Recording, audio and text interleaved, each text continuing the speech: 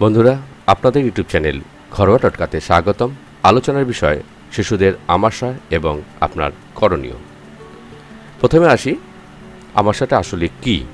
আমাশয় হলো অন্ত্রের ইনফেকশন বা সংক্রমণ, মূলত জীবাণু ঘটিত রোগ।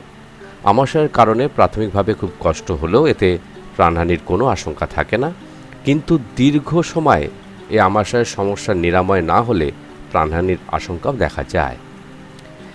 আমাশয়ের লক্ষণ: পেটের ব্যাপক গণ্ডগোল, মারাত্মক ডায়রিয়া, পেটে বিশেষ করে নাভির চারপাশের এলাকায় প্রচণ্ড ব্যথা, অনেকের ক্ষেত্রে সংক্রমণ বাড়াবাড়ি হলে জ্বরও এসে যেতে পারে। অনেক আমাশয় পেটের ভিতর এমন সংক্রমণের সৃষ্টি করে যে সেখান থেকে রক্তপাতও হয়, ফলে মলের সঙ্গে রক্ত বেরোতে থাকে। আমাশয়ের অন্যতম লক্ষণ বারবার পেটে ব্যথা হলেও, বাথরুমে যেতে হলেও কখনো পেট পুরোপুরি পরিষ্কার হয় না। বিস্তারিত আসবো, তার আগে ছোট্ট একটি বিরতি। বন্ধুরা, ঘরোয়া টোটকা ইউটিউব চ্যানেলটি সাবস্ক্রাইব করুন এবং বেল আইকনটি প্রেস করুন আর দেখতে থাকুন শেষ পর্যন্ত ভিডিওটি। বিরতির পর ফিরে এলাম।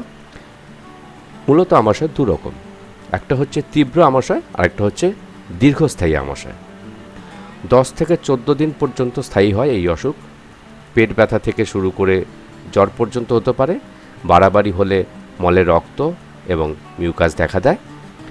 চিকিৎসা না করানো হলে পুজো বেরোতে পারে। এটা হচ্ছে তীব্র আমাশয়। আর দীর্ঘস্থায়ী আমাশয় হচ্ছে আমাশয় দীর্ঘদিন চিকিৎসা না করিয়ে ফেলে রাখলে এই সমস্যা হয়। শিশুদের তো বটেই, বড়দেরও এই সমস্যা হতে পারে। সেক্ষেত্রে আমাশয় বহু মাসেও সারে না। আক্রান্তের শারীরিক অবস্থার দীর্ঘস্থায়ী অবনতি হয়। এবার আসছি, আমাশয় ছড়ানোর পিছনে আরও বেশ কয়েকটি কারণ রয়েছে। সংক্রমিত খাবার, সংক্রামিত জল এবং অন্যান্য পানীয়, নোংরায় হাত দিয়ে সেই হাত ভালো করে না ধোয়া, সংক্রমিত ব্যক্তির স্পর্শ। একটা জিনিস মনে রাখবেন, আমাশয় সংক্রমণের পিছনে জলের ভূমিকাই হচ্ছে সবচেয়ে বেশি, তাই ওই বিষয়টায় নজর দিতে হবে সর্বাধিক। শুধুমাত্র শিশুদের নয়, বড়দের ক্ষেত্রেও এই নিয়ম মেনে চলতে হবে, তাহলেই এড়ানো যাবে আমাশয়ের সমস্যা। এবার আসছি, ঘরোয়া টোটকায় আমাশয়ের প্রতিকার কী। 1 নম্বর, বেলের শরবত।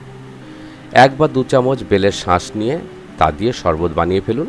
সকালে এই শরবত খাওয়ান আপনার ছোট্ট শিশুকে। দিনে 2 বারও খাওয়াতে পারেন। আমাশয় নিরাময়ের অন্যতম রাস্তা হিসাবে বেলের শরবতের কথা ভীষণভাবে উল্লেখযোগ্য, তবে মারাত্মক বেশি পরিমাণে খাওয়াবেন না। এটা কখনোই ভাববেন না বেশি খাওয়ালে তাড়াতাড়ি সারবে। কোনো সংশয় থাকলে বা না কমলে অবশ্যই চিকিৎসকের শরণাপন্ন হতে হবে। 2 নম্বর, ঘোলের শরবত। ঘোলের শরবতও আপনার সোনার আমাশয় সারাতে খুব কার্যকরী। 1 গ্লাস ঘোলের মধ্যে 1 চিমটে বিট নুন, সামান্য গোলমরিচ, সামান্য জিরে গুঁড়ো, এটা মিশিয়ে শরবত বানান। দিনে 2 বার অন্য খাবার খাওয়ার পর এই শরবত খাওয়াতে পারেন। 3 নম্বর, আদা দিয়ে ঘোলের শরবত। আদা শুকনো করে তার পাউডার বানিয়ে নিন। তার সঙ্গে সম পরিমাণে জিরে গুঁড়ো, জায়ফল গুঁড়ো এবং গোলমরিচ গুঁড়ো মেশান। এই মিশ্রণের 1 চামচ ঘোলের মধ্যে মিশিয়ে নিন। এতে 1 চিমটে বিট নুনও দিতে পারেন। সকালে এই শরবত খাওয়ান আপনার ছোট্ট শিশুকে। জলখাবারের পরেই খাওয়াবেন। বিকেলে খাওয়াতে হলে ঘোল বাদ দিয়ে 1 চামচ মিশ্রণ মিশিয়ে নেবেন হালকা গরম জলের সঙ্গে। 4 নম্বর, ক্যামোমাইল চা। ক্যামোমাইল চায়ের মধ্যে থাকা উপাদান অন্ত্রের ব্যাকটেরিয়াজাত সমস্যার সহজ সমাধান। যেভাবে এই চা বানাতে হবে, 1 কাপ গরম জলে 1 চা চামচ ক্যামোমাইল পাতার গুঁড়ো ব্যবহার করুন।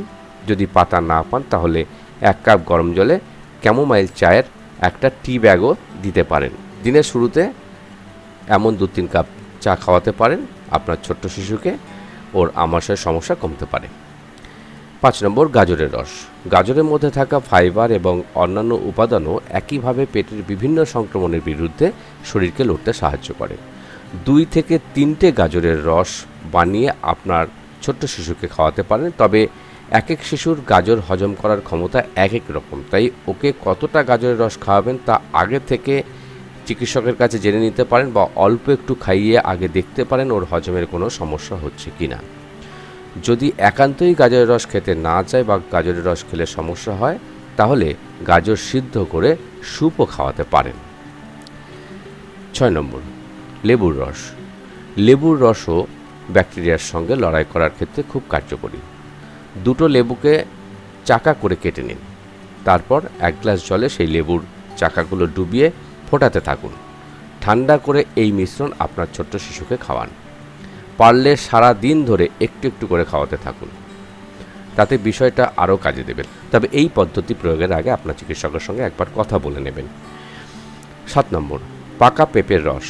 কোষ্ঠকাঠিন্য থেকে আমাশয় হরেক রকমের সমস্যার সমাধান রয়েছে এই পাকা পেঁপের মধ্যে। একটা গোটা পাকা পেঁপে টুকরো টুকরো করে কেটে নিন, এবার 3-4 কাপ জলে সেটা ফোটান। 10-15 মিনিট ফোটানোর পর হালকা গরম থাকতে থাকতেই আপনার শিশুকে ওই জুস খাইয়ে দিন। তবে কোনোভাবেই অতিরিক্ত পরিমাণে খাওয়াবেন না, এক্ষেত্রে পেটের সমস্যা বেড়ে যেতে পারে। সব কিছুতেই আপনাদের প্রথমেই বলেছি, আবারও বলছি, অল্প করে চেষ্টা করবেন, অল্প করে শুরু করবেন। 8 নম্বর, কমলা লেবুর রস। কমলা লেবুর রসের মধ্যে এমন উপাদান রয়েছে যা শিশুর পেটের জন্য খুব ভালো। সারাদিন ধরে ওকে 3 থেকে 4 গ্লাস পর্যন্ত কমলা লেবুর রস খাওয়াতে পারেন। এই লেবুর রস ওর শরীর হাইড্রেটেড রাখতেও সাহায্য করে। সতর্কতা, ঘরোয়া পদ্ধতিতে আমাশয় নিরাময়ের অনেকগুলো রাস্তাই রয়েছে, কিন্তু মনে রাখবেন এর অনেকগুলোই কোনো শিশুর জন্য সমস্যারও হয়ে যেতে পারে। তাই আগে চিকিৎসকের বা শিশু স্বাস্থ্য বিশেষজ্ঞের পরামর্শ নেওয়া দরকার। বন্ধুরা, এ পর্যন্তই। আমাদের আলোচনা থেকে উপকৃত হলে অবশ্যই আমাদের ভিডিওটি শেয়ার করে মায়েদের উপকার করবেন। এখনকার মতো বিদায় নিচ্ছি। নমস্কার।